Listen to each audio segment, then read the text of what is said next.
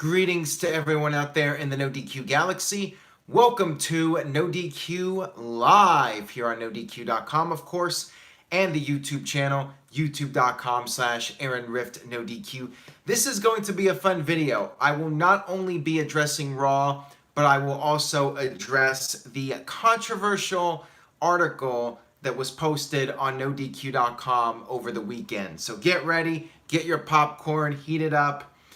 Please spread the word if you're watching this live. Share a link to this video on social media. Justin predicts that I will give the show a B. You're going to have to wait and see if I give it a B.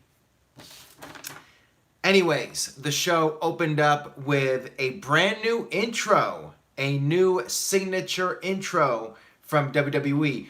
What do you guys think about this? Do you prefer the old one or do you like the new one?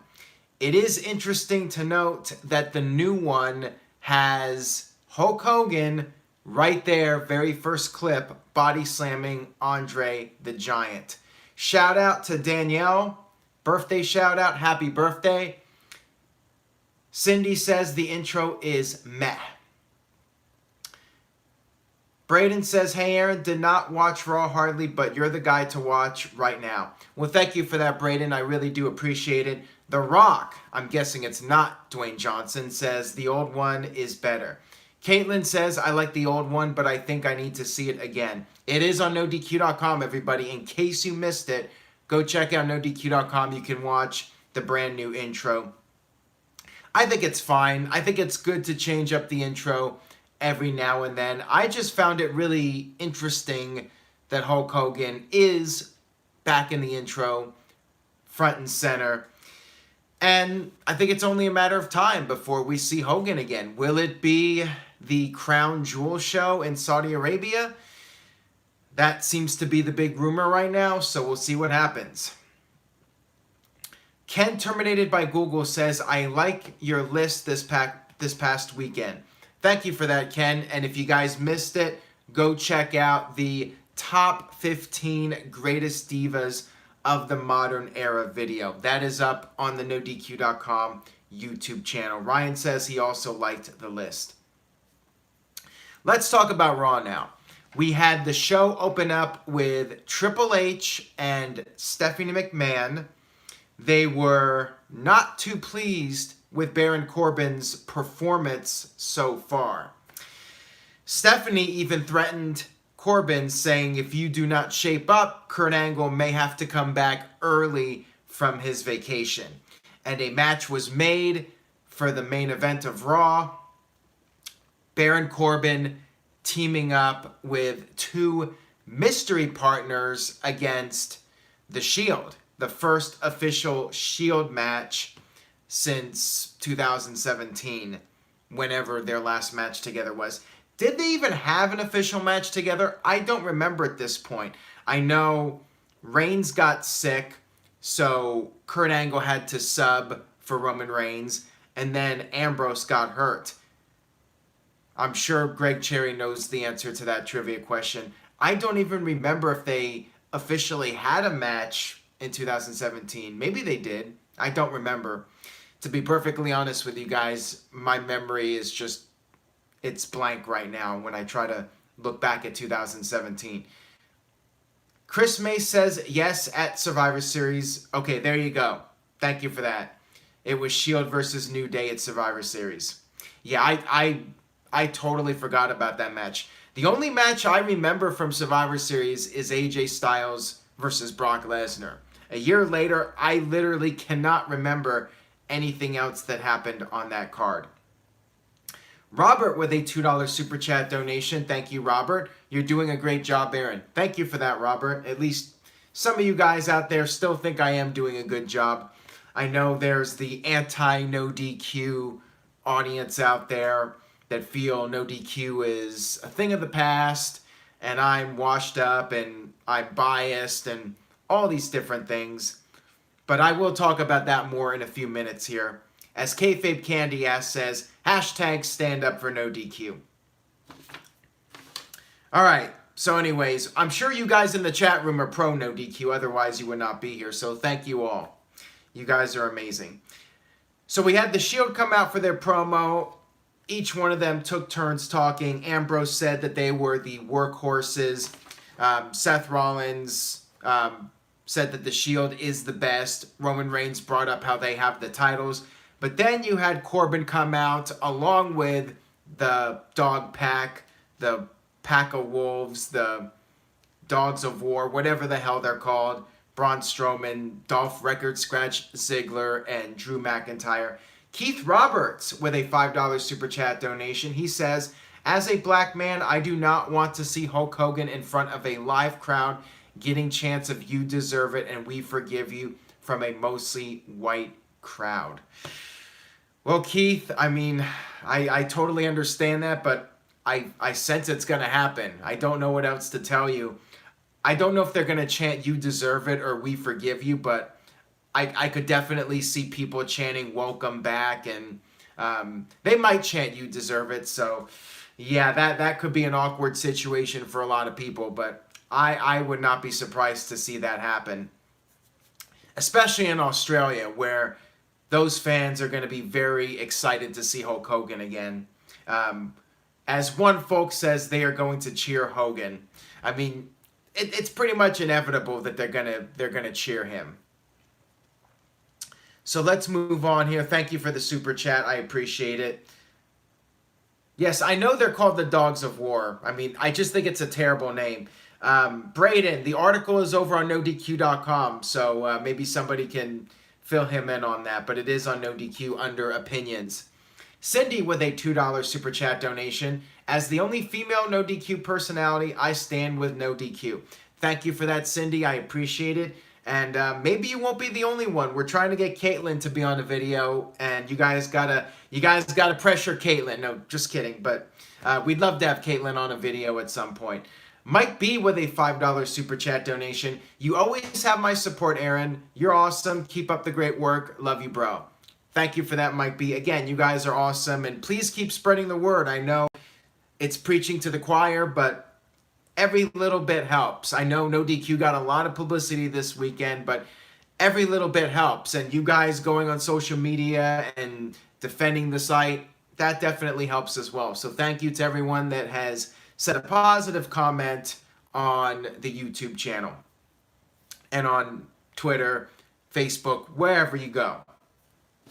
So let's move on here. Let's talk about, let's see what else I missed. Okay, so the key part of this segment was Strowman, Ziggler, McIntyre. They were all talking about how Dean Ambrose is being used by the other two, and Dean Ambrose doesn't need the Shield. So basically, the heels were trying to turn Ambrose against the Shield.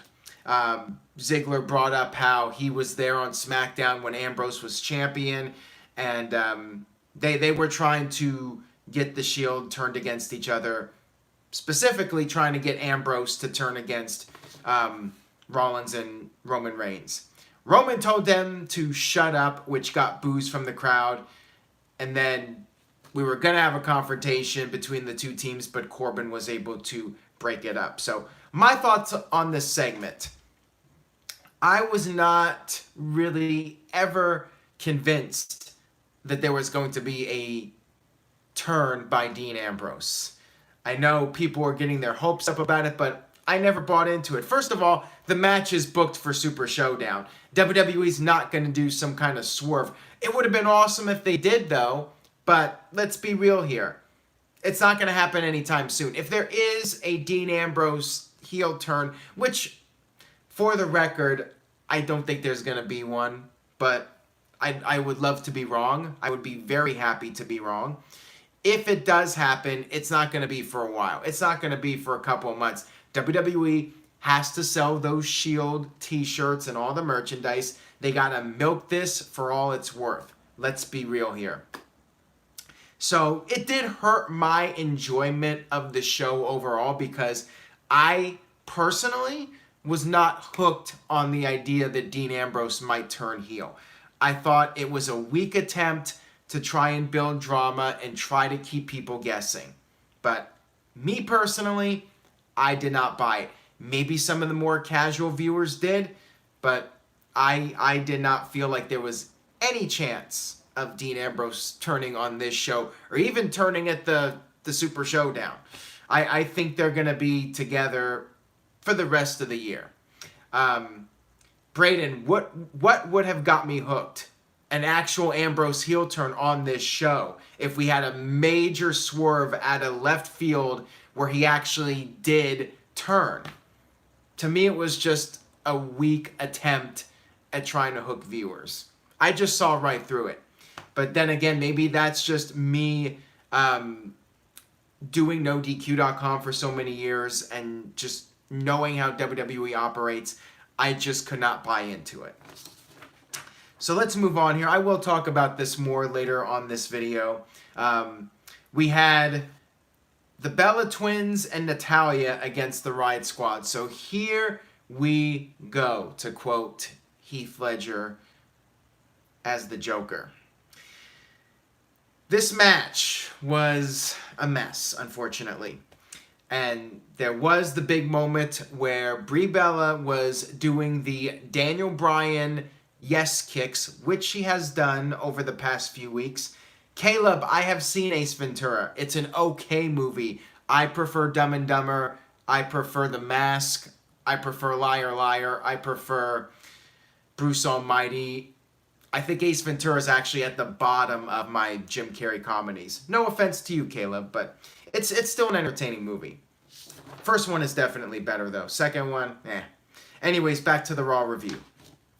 We had Brie doing the yes kicks to Liv Morgan, and then usually she's kicking Liv in the chest, but there were, I believe, 2 kicks that were right to the face of Liv Morgan. And Liv Morgan, after the second kick to the face, went totally limp, to the point where Brie had to pick up Liv and basically drag Liv to the Riott Squad corner, and Liv was somehow able to tag out. And Liv tried to finish the match. She tried to get back in there. They did a triple threat suplex spot with all 6 of them in the ring, a 3-way suplex. But then Raw went to a commercial. When they came back from commercial, Michael Cole had announced that Liv was taken to the back and she was being checked on, which is actually not true. There was a camera shot where you could see Liv Morgan being checked out by the trainers at ringside. But basically, Liv was out of the match after the commercial break. Ken terminated by Google with a $2 super chat donation. No DQ kicks ass. F the no DQ haters. Thank you for that, Ken. I appreciate that very much. So what's going on with Liv? Reportedly, WWE had her tested backstage to see if she in fact suffered a concussion, and that's going to suck if she did. What's the verdict on Brie Bella? I know people are very quick to use this to bash her and criticize her. Somebody is apparently spamming in the chat room. Somebody sent me a text message not knowing that I'm doing this live video, and I cannot read the text messages. I don't know who's spamming in the chat room, but you guys be the verdict in there. If somebody's acting up, tell the moderator and we'll take care of it. So what's the deal with Brie? People are using this against her, and I will try to look at it fairly. On one hand, accidents happen. Seth Rollins hurt John Cena. Seth Rollins hurt Sting. And there were still fans that were defending Seth Rollins and also fans criticizing him. I saw people arguing both sides. And here there is a general divide with Bella Twin fans. Some people love the Bellas. Some people despise the Bellas. So it's very divided. People saying Brie has no business being in the ring. Whatever's going on with Brie, I hope she can work it out because she has been off since coming back. She botched the suicide dives on Raw a couple of weeks ago, and then she hurt Liv Morgan. She kicked her right in the face. So something's off with her. and hopefully she can get it together before somebody, whether it's herself or somebody else, gets seriously hurt. Now, the whole argument about the Bellas, should they not be allowed in the ring at this point? Should they not be allowed to be at Evolution? That has been a very heated debate over the weekend. I'm sure pretty much all of you watching this know by now, because whether you visit NoDQ.com every day or whether you visit once in a while, I'm sure if you went on Twitter or you went on another wrestling site, you probably heard the story. So there was a new columnist by the name of Steven. He posted a column basically saying that he doesn't think the past divas should be part of Evolution. He feels the show should be built around the new generation of women and not focus on the older women. It was even on Wrestle Talk TV. Wrestle Talk covered it. JD from New York covered it. It was on all the wrestling sites pretty much. It was all over Twitter. Paige retweeted it. Carmella retweeted it. And neither of them were saying anything positive about the article, because, you know, they're close friends with the Bellas, and it's pretty obvious they're going to defend the Bellas. They're real life friends. So my thoughts on the whole situation. I have no issue with the Bella Twins being part of Evolution. They have contributed to the business, whether people like it or not. Just like Hulk Hogan was a draw. Hulk Hogan, was he a great wrestler? No. But he drew money and he brought in people to the product. The Bella Twins have made a difference in terms of increasing WWE's presence. They do the media appearances. Total Divas, whether people want to admit it or not, has been a successful show. They would not do 8 seasons of it if it wasn't a success.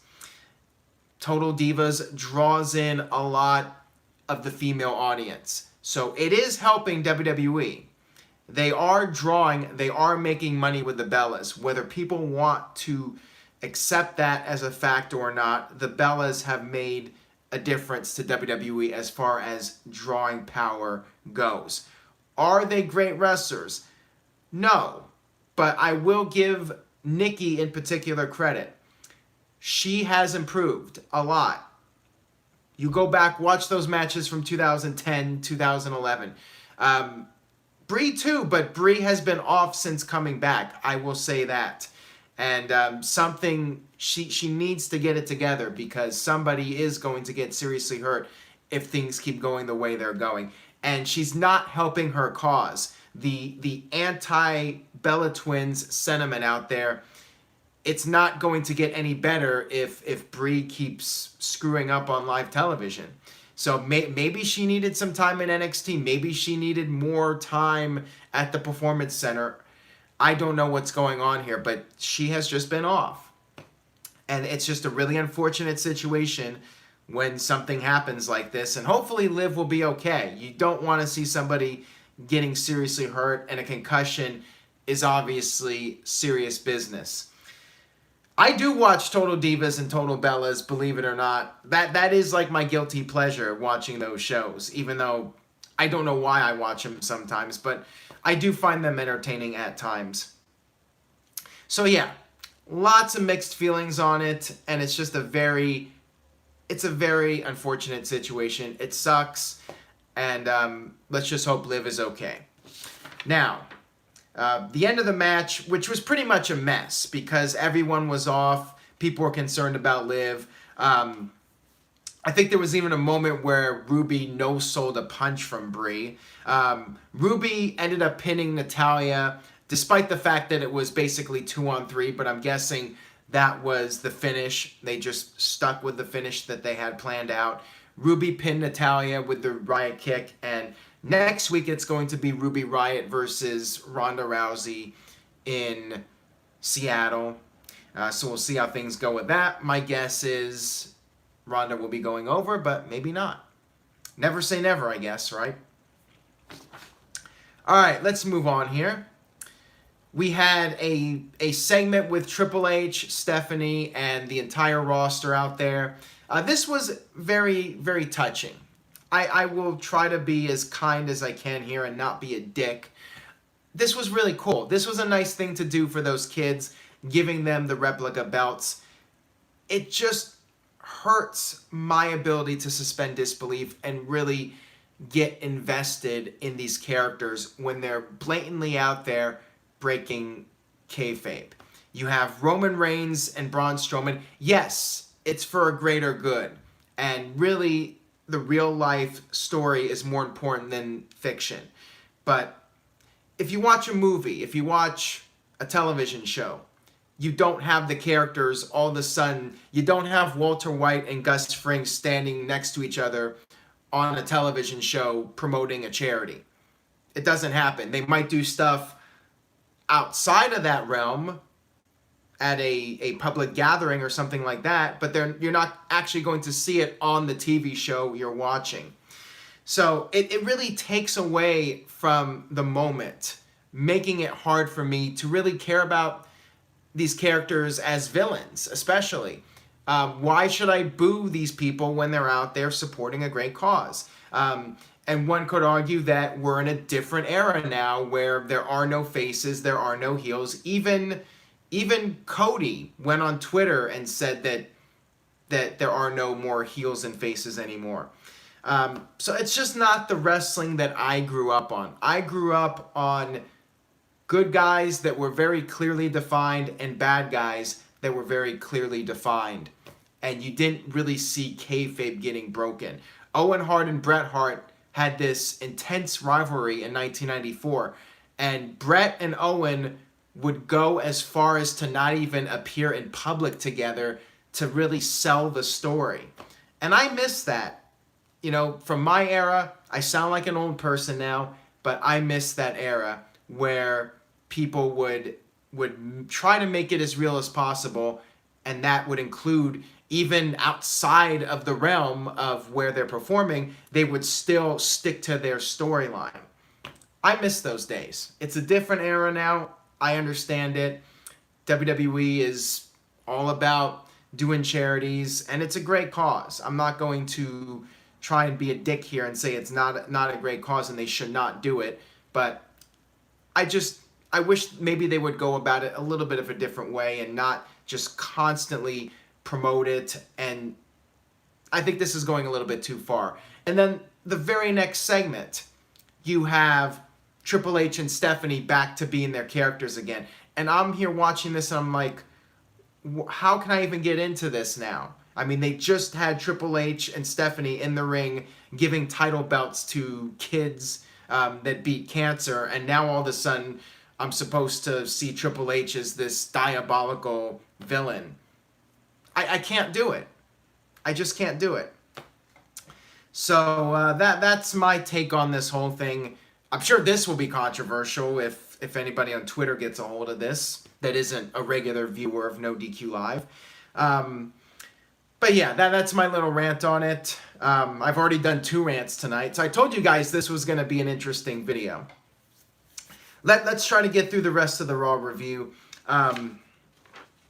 We had a backstage segment with Dolph Ziggler and Dean Ambrose, and Dean, I'm not sure if it was Dean or maybe it was Seth Rollins and Drew McIntyre. I think it was.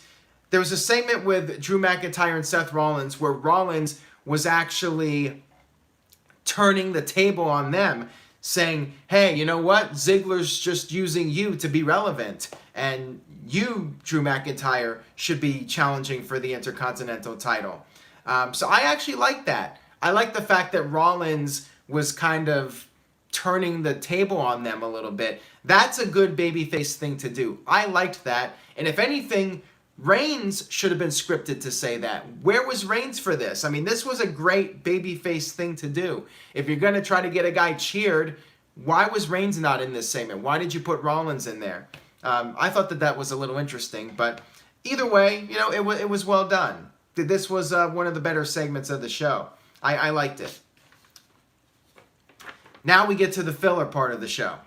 we had Chad Gable versus Connor from the Ascension. So I guess WWE's trying to push the Ascension again, but do we really care at this point? Are they even salvageable at this point? I don't know. I really don't care about the Ascension. And I feel like you're trying to build up Chad Gable again. I feel like you can't push them all. This is the problem with 50-50 booking. When you do 50-50 booking, nobody gets over. And I feel in this case, nobody's getting over. You gotta pick one guy and go with him. And in this case, should have been Chad Gable. Chad Gable should not be losing. You're pushing the guy all of a sudden. You gotta keep the momentum going. And just like that, he loses to Connor. So now I don't care about Chad Gable. And guess what? I still don't care about the Ascension. I don't care about any of these guys. And Bobby Roode is just very quickly becoming totally irrelevant in WWE. I mean, he's just a guy there. And when I see the little clip of Bobby Roode standing behind him, like, you're thinking, I'm sure a lot of you guys are thinking, I'm thinking this, Roode's got to turn heel, right? This has got to be something setting up for a Roode heel turn. But I don't know. I feel like there's no direction here. It's just WWE's just doing the 50-50 booking, trying to get these guys TV time, and there's no rhyme or reason as to what's going on here. So yeah, I was not a fan of this. To me, this was just a waste of time, and it has caused me to have even less interest in everybody involved. As John says, Bobby Roode is a geek now. Next up, we had the Pack, Dogs of War. I hate that name, by the way. I think it's so lazy. I prefer the Dog Pack. I'm just going to call them the Dog Pack. We had the Dog Pack against the Revival. Revival finally got their tag team title rematch. I was never convinced Revival was going to win. But with that being said, I thought it was a good match. Actually, it might have been the Revival's best match on the main roster.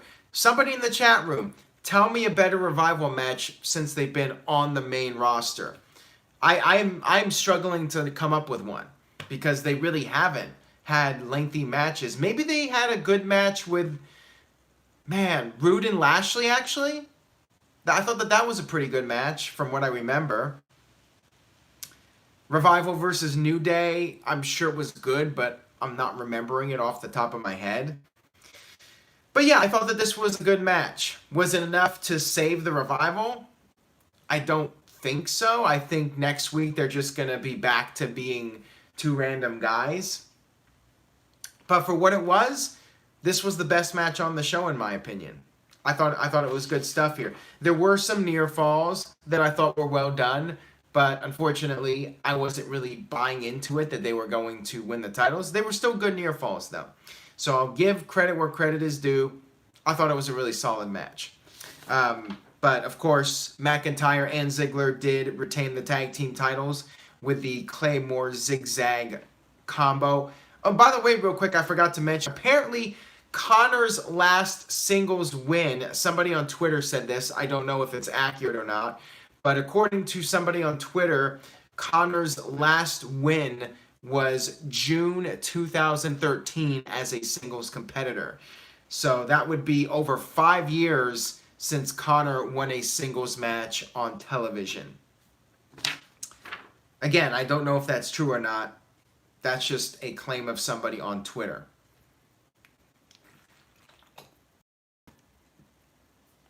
Moving on here, we had Elias come out for his usual segment, but there was a little twist. He said that Denver was not even good enough for a song. So he brought out Kevin Owens. We had the Kevin Owens show. He introduced Lio Rush. Lio came out, but he stayed up on the ramp, did not want to get too close. Elias and Owens were trying to get him into the ring. They even brought out a car seat. I think it was a car seat and one of those little baby boosters for Lio Rush. That was funny. That was a good diss, and Lio really didn't have a good comeback from it. He was just doing the laughing, ha ha, you guys have jokes. But he really did not have a good comeback for that, which surprises me because, he's been pretty good since his debut, I think. But he just did not have a good comeback here. I thought, he should have had a better response to that than just, ha ha ha, you guys have jokes. We had Lio Rush come out, and this led to Bob the Lash versus Elias. Crowd was into this more than a usual Bobby Lashley match because it was in Bobby Lashley's home state. I always thought Lash was billed from Colorado Springs. I know they were in Denver tonight, and they were saying it was his hometown, but Colorado Springs it's like at least an hour from Denver. I've been to both cities. Might be more than an hour. I mean, they're not super close. They're not like Colorado Springs is not really part of the Denver metro area. They're far enough apart where they're basically two different metropolitan areas. But I believe Lashley's from Colorado Springs, and they were trying to pass off Denver as Lashley's hometown. Regardless, the crowd was into him. It's close enough to his hometown where Lashley was probably the most over on this show that he's been since coming to the main roster. Tony with a $2 Super Chat donation. Your thoughts on James Storm possibly coming to WWE? Tony, you're off topic here, but real quickly, I think maybe the ship has sailed on that. I don't know. If he comes to WWE, good for him. But I think he should have come in a couple of years ago. Maybe it'll save Bobby Roode. Maybe we'll get soda money in WWE. I don't know. But anyways, back to Bob the Lash versus Elias. We had Owens trying to chase around Lio Rush, and then Owens ended up attacking Lashley while he was chasing Lio Rush, which led to a DQ. And then Owens attempted to powerbomb Lio, but Bobby Lashley made the save, and we had Elias and Owens retreat. And of course, coming up at the Super Showdown, we have John Cena, 16-time champion, teaming up with Bob the Lash against Elias and Kevin Owens. Moving on here, we had Nia Jax, the irresistible force, and wow, that is just getting on my nerves now. Okay. It's cool if you give her a nickname that is organic and just feels right. Calling her the irresistible force just feels forced, to put it in a very strict way. It doesn't feel organic at all. Todrick says, where has Cena been? Cena has been doing other projects, but he will be back. I don't know if he's going to be back full-time or not. This might just be for this one event. He'll probably be part of the Saudi Arabia show. You know, he's a part-timer now. But, Nia Jax, I feel like her character has been so badly damaged. She should have been a monster and should have been pushed as a monster. And I say this time and time again. I think I say it almost every week, but yeah, the irresistible force. I mean, where's the immovable object? I mean, there's got to be an immovable object, right? If there's an irresistible force. I don't know. I just don't like the nickname. And every time they say it, and Renee Young's even saying it now, I just don't like it. My opinion, not a fan of the nickname. But yeah, we had Nia Jax defeat Alicia Fox. Everybody was out there ringside. Alexa, Mickie James, Ember Moon. Nia picked up the win, whatever. Filler, basically. Apparently I'm pixelated. Whoop-de-doo. It is what it is. Then we had a video package with Triple H and Undertaker to hype up the Super Showdown. Apparently the quality is really bad, so I am going to take a quick time out here and try to fix this. Be right back. Okay, I believe I'm back now. That's better. I have no idea why my connection acts up like that sometimes. Everyone in the chat, You guys know what to do. Thumbs up or thumbs down. Is the quality better? If it's down, there's nothing else I can do. Okay, Chris May says it's better. Now I'll get like 10 betters in a row. Michael says it looks okay. All right, well, that's better than that, I guess. All right, everyone's saying it's better. So let's get back to this and finish this up. So yeah, we had the video package, and then we had the main event, Shield versus Baron Corbin, and Corbin brought out the Authors of Pain. So yes, AOP and the Shield, it's like that Spider-Man pointing at Spider-Man meme. I thought this match was okay.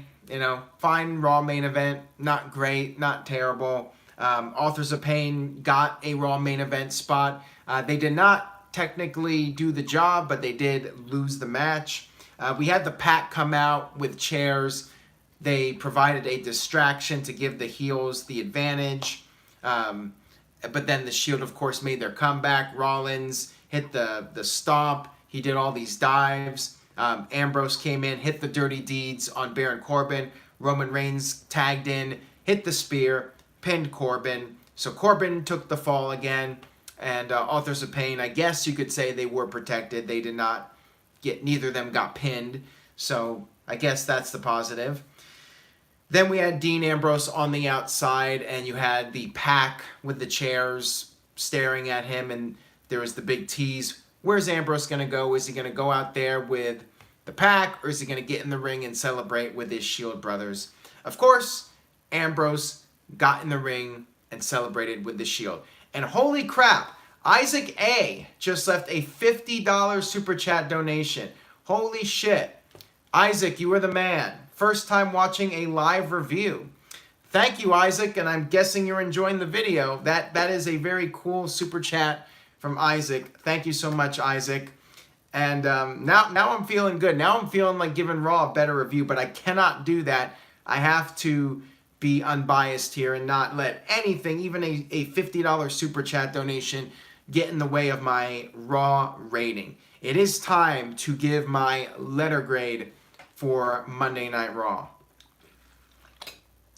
So, I did not think this was a bad show, but I don't think it was a great show. So, you know what that means. It's somewhere in the middle. I am going to go with a C. Just a flat out C. Average, run-of-the-mill Raw. A few good moments on the show, and I did enjoy the Revival versus McIntyre and Ziggler match. And the main event was pretty good. And some of the other segments were fine. I did like the Bobby Lashley stuff. You know, the crowd was into his match more than usual. And it was an interesting show. Did I totally forget about Balor and Mahal? Holy shit! I just dropped another S-bomb. I totally forgot to talk about Finn Balor and Jinder Mahal. That might have to influence my letter grade now. So let me recap this. What happened with this match? Okay, so Finn Balor came out with Bayley, his mixed match challenge partner. And Jinder Mahal had no entrance, guys. The former WWE champion had no intro. You have a 3-hour show. You had a whole segment, and again, I don't want to come off like a dick, but you had a whole segment with the Connor's Cure, yet the WWE champion, Jinder Mahal, could not get an entrance. That is sad. And what's even more sad is that Finn Balor could not even beat the guy with no entrance. Well, I guess he did win technically. Yeah, he did win, didn't he? Yeah, Finn Balor won with the roll-up. So what am I saying? Balor did defeat Jinder Mahal. You had Samir Singh on the outside try to trip Balor, and then Bayley tripped Mahal. And with that distraction, Balor rolled up Mahal and got the win. After the match, Mahal beat up Singh, and then you had Singh like just licking his wounds or whatever, and then Mahal and Alicia Fox started doing their meditation, Shanti, whatever he does. Fruit roll-up. Yes, it is a fruit roll-up, guys. Always got to use the fruit roll-up. That's the NoDQ buzzword. Fruit roll-up, the rubber mallets, but unfortunately no more Harper and Rowan as a tag team. So no more rubber mallets. Bob the Lash. We all have our little buzzwords here on the NoDQ Galaxy.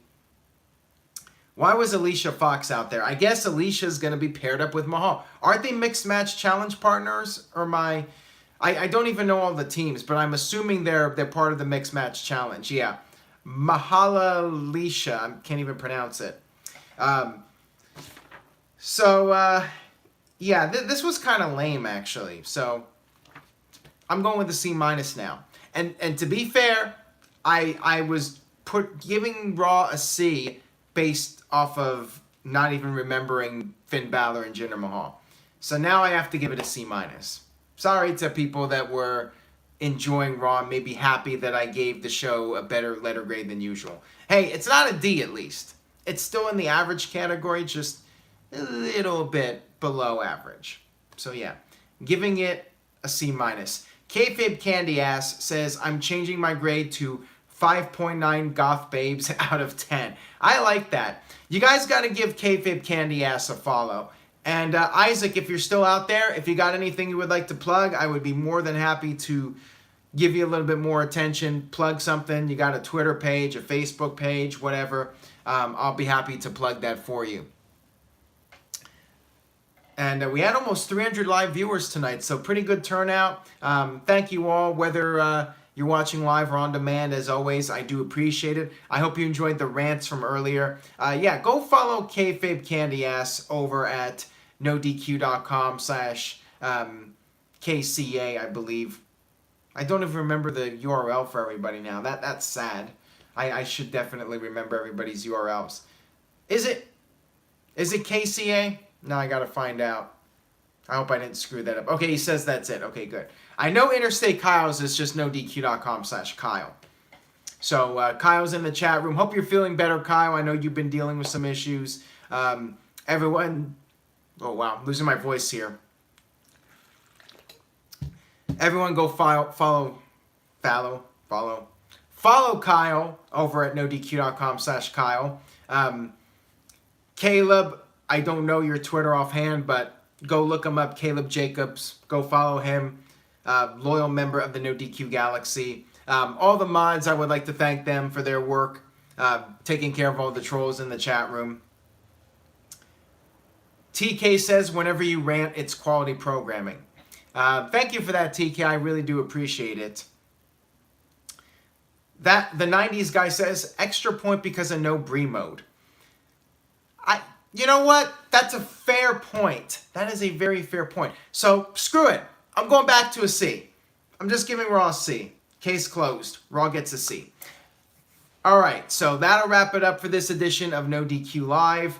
Thank you all, as always, for watching. I hope you enjoyed the video. John, I am going to do another call-in. Coming very soon.